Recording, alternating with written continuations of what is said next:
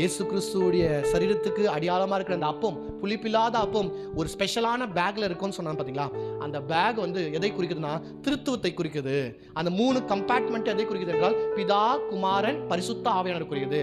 அப்ப பிதா, குமாரன், பரிசுத்த ஆவியானவர் இருக்கிறாங்க.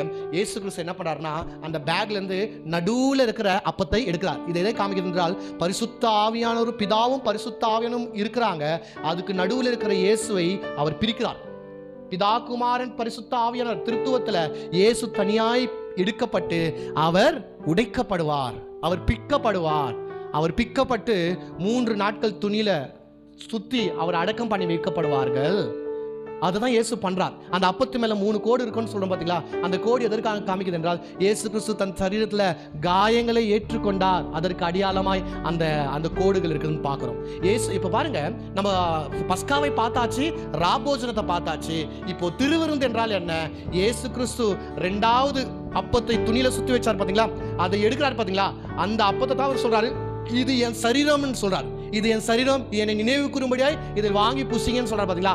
அந்த 2வது அப்பத்தையும், ஒடிக்கப்பட்டிருக்கிற 2வது துணியில சுத்தப்பட்டு வச்சிருக்கிற அந்த 2வது அப்பத்தையும் 3வது கப்பை எடுத்து சொல்றாருங்களே, இது என்னுடைய ரத்தத்தினால் உண்டாகின புதிய உடன்படிக்கை என்று. இந்த 3வது கப், 2வது அப்பத்தையும் 3வது கப் திராட்சை ரசத்தை தான் நம்ம சபை இதை மாத்திரம் எடுத்துக்கொண்டு இதை மாத்திரம் நம்ம அனுசரிக்கிறோம். என்ன திருவிருந்துன்னு சொல்லிட்டு நம்ம கசப்பான கீரையும் உப்பு தண்ணியெல்லாம் இன்னைக்கு நம்ம சாப்பிட்டு இல்லை.